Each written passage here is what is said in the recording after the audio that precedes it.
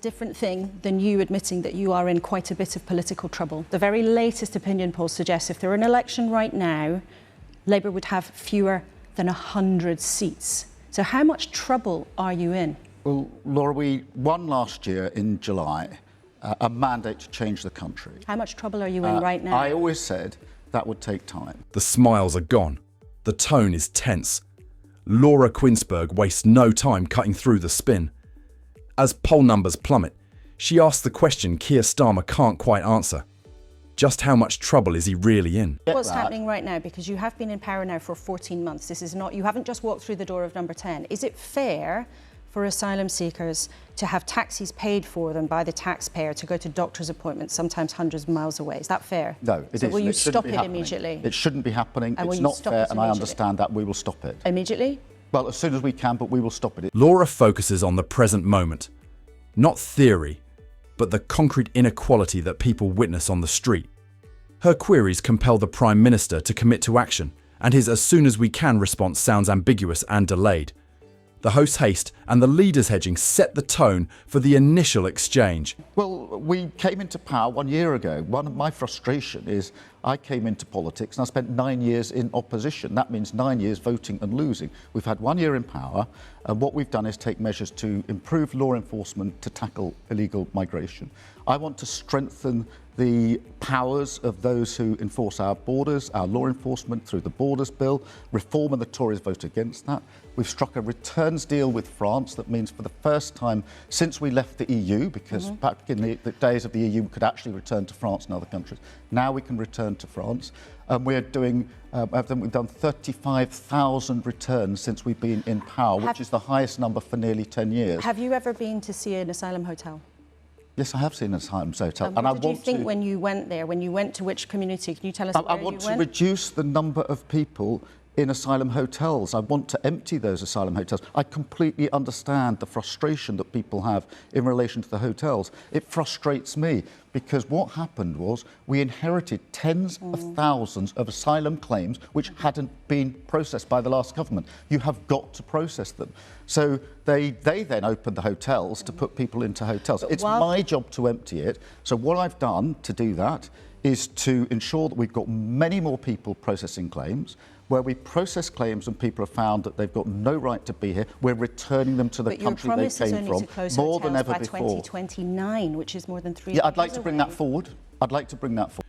Laura rejects the comfort of long deadlines and focuses on speed. The audience wants results today, not in 2029 hyperbole. Starmer repeats objectives and inherits issues, but his schedule keeps expanding. The contrast is stark.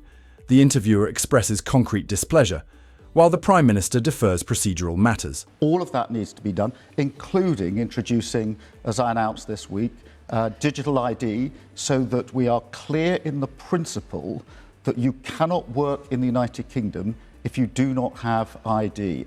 Because too many people are able to get into the black economy and work illegally in this country, and we need to deal with that and deal with that effectively. One of our viewers got in touch and wanted us to ask this question. Russ Brown wanted us to ask you if you really believe that those profiting from human trafficking will think, oh dear, I have to check your digital ID now. I can't carry on paying you £1.50 an hour to work in my sweatshop. I'm absolutely convinced that amongst the reasons that people travel through France, which is a safe country, to come to the United Kingdom, amongst the reasons is because it's easier to work in our illegal economy than it is in other countries. And we have to deal with that. Bosses who are prepared to hire people illegally are not asking them for their national insurance card. So what's the evidence? What makes you think they're suddenly going to ask them for a digital ID? We need to be really clear. You must have ID, mandatory digital ID, in order to work, because we have to stop illegal working. If you look at any of the raids, we've massively increased the number of raids on working premises. It is absolutely clear that people are working illegally in numbers. But why do you think that them having a digital ID, having to have a digital ID, would stop that problem when right now people are meant to have a national insurance number and card, and if they're not asked for that a boss is willing already to break the rules. What's the difference going to be? Well, the difference is this is on point of starting, not a retrospective exercise as it now is. It is an automatic collection of the information by the government, so we know exactly who is working in our economy, and it will help us enforce the rules that are there. But there's no point people saying to me, why do we need it, when we all acknowledge there is a problem. People are working illegally in our economy. It is amongst the reasons that people want to come to the United Kingdom. We have to deal with that. I made a pledge that we would do whatever was necessary, use whatever tools were available to deal with illegal migration. Laura punctures the headline policy with practical doubt, arguing that the traffickers and unethical employers she depicts will not be moved by slogans. Starmer provides technological certainty, but his confidence is based on future enforcement rather than current proof. The audience is left wondering whether this is a policy that works in practice or a promise disguised as a solution. Many people, there has been concern about what's going on in this country because of immigration, and you yourself said on Friday that the left got it wrong on illegal immigration. When did you realise you'd got it wrong? Well, I thought for some time that the left got it wrong because... Well, when did you realise that? I mean, soon after I was a politician, I went to Oldham and met a number of people there who wanted to tell me what their concerns were. So what, more than 10 years ago, you thought illegal immigration we've was gone got wrong? this wrong, and we needed to understand what people's concerns So are. what did you do about it then? I think that's an immoral policy. Yes, I do. And I think this is fundamental to who we are as a country. We are a proud, tolerant country, reasonable-minded, live and let live, and we are a diverse country where people have come here for centuries to this country to make up who we are. It is one thing to say we're going to remove illegal migrants, people who have no right to be here. I'm up for that. It is a completely different thing to say we are going to reach in to people who are lawfully here and start removing them. They are our neighbours. They're people who work in our economy. They are part of who we are. It will rip this country apart. You said that proposal is immoral, to deport people who are already here if they don't pass more stringent rules. Do you think it's a racist policy? Well, I do think it is a racist policy. I do think it's immoral. It needs to be called out for what it is. And do you think that Reform UK is trying to appeal to racists? No, I think that there are plenty of people who either vote reform or are thinking of voting reform who are frustrated. They had 14 years of failure under the Conservatives. They want us to change things. They may have voted Labour a year ago, and they want the change to come more quickly. I actually do understand that, because if for 14 years your living standards haven't got any better and your public services have declined, then of course you want change. But look in detail at the policy.